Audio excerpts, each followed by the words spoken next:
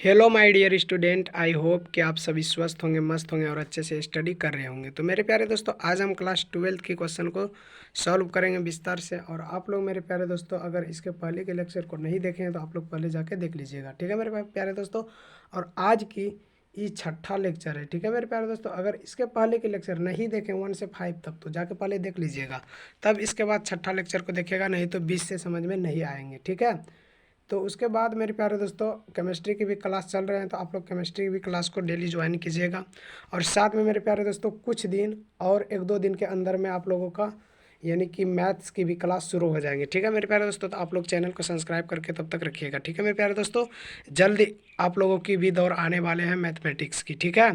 तो मेरे प्यारे दोस्तों, अब मैंने वीडियो को शुरू करते हैं बिना लेट किए। तो मेरे प्यारे दोस्तों, सबसे पहले दिया हुआ है क्या, समविभव पृष्ठ क्या है। समविभव पृष्ठ क्या है, तो आप लोग हेडिंग बनाइएगा सबसे पहला।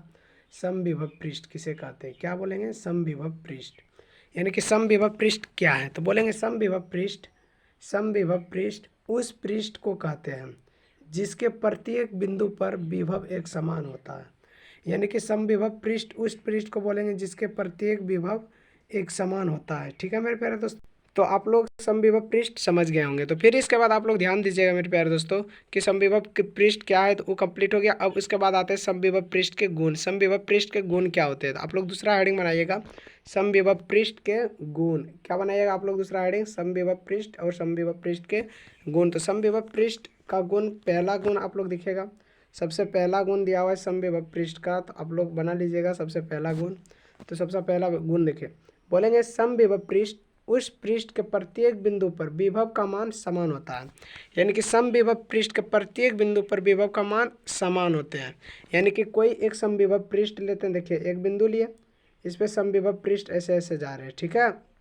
तो इसका जो जितना मान होगा इस बिंदु की, उतना इस सब का मान होगा, ठीक है। यानी कि 6 तो 6 सबका 6 ही होगा, 6 पाई तो 6 पाई सबका होगा, ठीक है मेरे प्यारे दोस्तों। यही बात यहाँ पे बोला गया था कि समविभव पृष्ठ उस पृष्ठ को बोलेंगे क्या, समविभव पृष्ठ का गुण में सबसे पहले बोलेंगे समविभव पृष्ठ के प्रत्येक बिंदु पर विभव का मान समान रहता है, ठीक है मेरे प्यारे। आई होप कि आप लोग पहला पॉइंट समझ गए होंगे कि समविभव पृष्ठ के पहला पॉइंट क्या बोलना चाहते हैं, ठीक है मेरे प्यारे दोस्तों। उसके बाद हम आते हैं दूसरा पॉइंट पे। दूसरा पॉइंट क्या दिया हुआ है मेरे प्यारे दोस्तों, तो दूसरा पॉइंट आप लोग देखिएगा, समविभव पृष्ठ में एकांक धनावेश या परीक्षण आवेश को एक बिंदु से दूसरे बिंदु तक ले जाने में कोई कार्य नहीं करना पड़ता है। यानी कि दूसरा में बोलेंगे समविभव पृष्ठ में एकांक धनावेश या परीक्षण आवेश को एक बिंदु से दूसरे बिंदु तक ले जाने में कोई कार्य नहीं करना पड़ता है, ठीक है मेरे प्यारे दोस्तों। आई होप कि आप लोग इन तक समझ गए होंगे। तो समविभव पृष्ठ अगर कोई पूछे आप लोगों से कि समविभव पृष्ठ क्या होते हैं, तो बोलेंगे समविभव पृष्ठ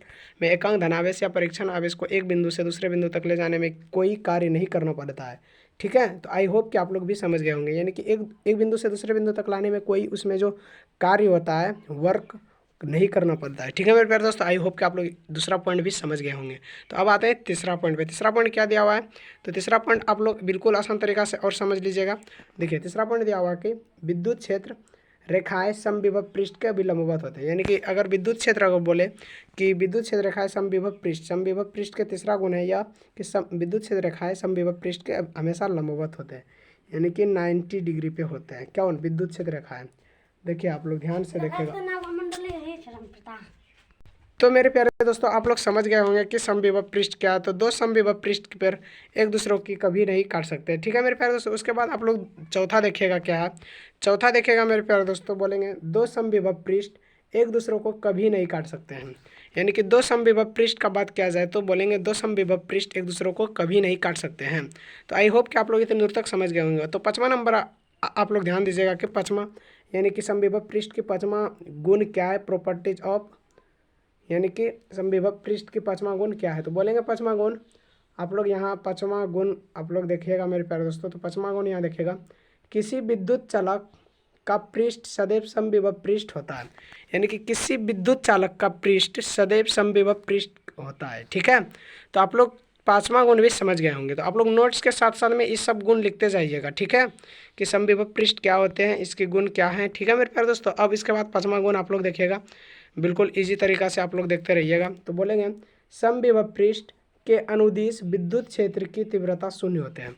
यानी कि समविभव पृष्ठ के अनुदिश अनुदिश समविभव पृष्ठ, यानी कि समविभव पृष्ठ के कार्य जैसे होते हैं वो विद्युत क्षेत्र की तीव्रता से शून्य होते हैं। ठीक है, तो आई होप कि आप लोग छठा भी पॉइंट समझ गए होंगे। तो फिर इसके बाद आगे वाले पॉइंट पे अब हम जाएंगे मेरे प्यारे दोस्तों। तो आप लोग विद्युत क्षेत्र रेखाएं समविभव पृष्ठ किसे कहते हैं ये भी समझ गए होंगे, और समविभव पृष्ठ के गुण क्या होते हैं ये भी समझ गए। ठीक है मेरे प्यारे दोस्तों, इसके बाद आप लोग देखिएगा नेक्स्ट प्रावैद्युतांक क्या है। क्या आप लोग हेडिंग बनाइएगा प्रावैद्युतांक। प्रावैद्युतांक आप लोग हेडिंग बना लीजिए मेरे प्यारे दोस्तों। प्रावैद्युतांक क्या है, तो प्रावैद्युतांक सबसे पहले है आप लोग हेडिंग बना लीजिएगा। प्रावैद्युतांक किसे कहते हैं, तो बोलेंगे प्रावैद्युतांक वह पदार्थ होते हैं जो अपने में से आवेश को प्रवाहित नहीं होने देते हैं किंतु विद्युत प्रवाह का प्रदर्शन करता है। यानी कि प्रावैद्युतांक अगर पूछे तो बोलेंगे कि प्रावैद्युतांक एग्जाम्पल के तौर पे आप लोग याद रखिएगा, जैसे लकड़ी, कोई भी लकड़ी अगर लेंगे तो क्या लकड़ी से यानी कि करंट उत्पन्न होते हैं, यानी कि करंट उससे प्रवाहित हो सकते हैं, नहीं। वही बोला गया कि प्रावैद्युतांक उस पदार्थ को बोलेंगे जो अपने से विद्युत धारा प्रवाहित होने नहीं देते हैं। ठीक है, लेकिन में याद रखिएगा कि विद्युत प्रभाव का प्रदर्शन ही करता है कौन, प्रावैद्युत। ठीक है, यानी कि उनकी प्रदर्शन करता है कौन, प्रावैद्युत। आई होप कि आप लोग इसको भी समझ गए होंगे। तो आप लोग को एग्जांपल भी दे सकते हैं कि उदाहरण क्या है, जैसे कागज़, मोम, लकड़ी, अब्रक, प्लास्टिक आदि। अगर हम प्लास्टिक सबका बात करें कि प्लास्टिक अगर ले लेंगे तो प्लास्टिक से हम करंट को छुएंगे तो उससे हमको करंट नहीं फैल सकते हैं। ठीक है मेरे प्यारे दोस्तों, अगर आप लोग को समझ में नहीं आ रहे हैं ना तो अभी भी हम समझा सकते हैं।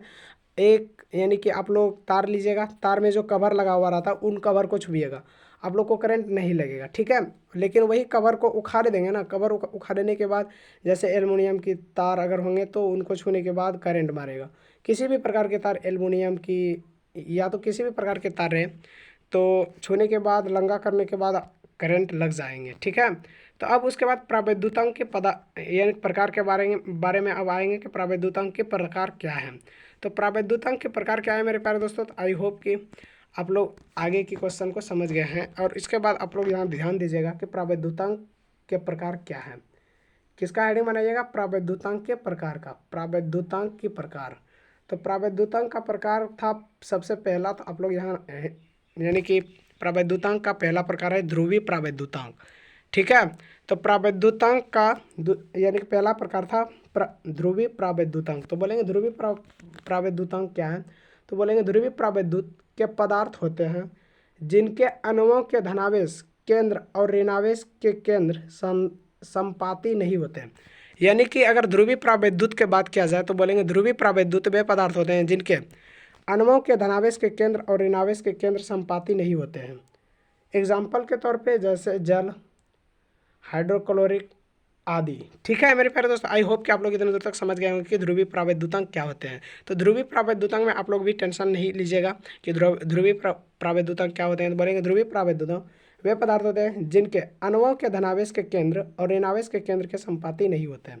यानी कि उनके हम बोलेंगे कि धनावेश के केंद्र और ऋणावेश के केंद्र के संपाती नहीं होते, यानी कि समान नहीं होते। कौन, धनावेश के केंद्र और ऋणावेश के केंद्र संपाती एक दूसरों के अपोजिट नहीं होते हैं। ठीक है मेरे प्यारे, उसके बाद अध्रुवीय प्रावैद्युतांक आएंगे। क्या, अध्रुवीय प्रावैद्युतांक। अध्रुवीय प्रावैद्युतांक क्या है, तो दूसरा हेडिंग बनाइएगा, दूसरा यानी कि आप लोग इसका हेडिंग बनाइएगा ध्रुवीय प्रावैद्युतांक। तो ध्रुवीय प्रावैद्युतांक है मेरे प्यारे दोस्तों, बोलेंगे अध्रुवीय प्रावैद्युतांक के पदार्थ होते हैं जिनके अणुओं के धनावेश के केंद्र और ऋणावेश के केंद्र संपाती होते हैं। यानी कि धनावेश के केंद्र और ऋणावेश के केंद्र दोनों संपाती होते हैं, तब हम बोलेंगे अध्रुवीय प्रावैद्युतांक। बट वही अध्रुवीय यानी कि ध्रुवीय प्रावैद्युतांक में गए थे तो उसमें बोले थे कि धनावेश के केंद्र ऋणावेश के केंद्र के अपोजिट यानी कि समान नहीं होते हैं, लेकिन इसमें होते हैं। ठीक है, अध्रुवीय में आप लोग समझ गए होंगे कि अध्रुवीय क्या होते हैं। ठीक है मेरे प्यारे, इसमें संपाती होते हैं धनावेश के और ऋणावेश के दोनों में। ठीक है मेरे प्यारे दोस्तों, उसके बाद एग्जांपल की बात किया जाए तो जैसे हुआ H2O2 ETC। ठीक है, उसके बाद आप लोग याद रखिएगा यहाँ प्रावैद्युत का ध्रुवन। तो आई होप कि मेरे प्यारे दोस्तों आप लोग को यानी कि प्रावैद्युत समझ में आ गए होंगे कि प्रावैद्युत किसे कहते हैं, प्रावैद्युत के प्रकार क्या होते हैं। तो प्रावैद्युत के दो प्रकार होते हैं, कौन कौन से होते हैं, ध्रुवीय और अध्रुवीय पदार्थ। तो आगे के आने वाले लेक्चर में मैंने आप लोगों को नेक्स्ट टॉपिक को लेके आएंगे मेरे प्यारे दोस्तों, क्योंकि टाइम ज़्यादा हो जाएंगे। तो मेरे प्यारे दोस्तों आप लोग यहाँ ध्यान दीजिएगा, अगर आप लोगों को किसी भी प्रकार की नोट्स में दिक्कत हो, या तो फिजिक्स, केमिस्ट्री, मैथ्स में, या तो 10th की स्टूडेंट को या 11th या 12th, 10th 11th 12th के बच्चों को अगर किसी भी प्रकार की दिक्कत हो जाए तो आप लोग 620 49158850 इस नंबर पे संपर्क करके आप लोग किसी भी यानी कि डाउट को पूछ सकते हैं। लेकिन कैसे पूछेंगे, तो आप लोग व्हाट्सअप मैसेज कीजिएगा, कॉल कीजिएगा। तो मेरे प्यारे दोस्तों इस नंबर से आप लोगों की कॉल नहीं उठ पाएंगे, ठीक है। तो बिना वेट किए मैंने अब वीडियो को समाप्त करते हैं मेरे प्यारे दोस्तों, क्योंकि टाइम ज़्यादा हो जाएंगे। तो आज के लिए इतना ही रखेंगे। जय हिंद।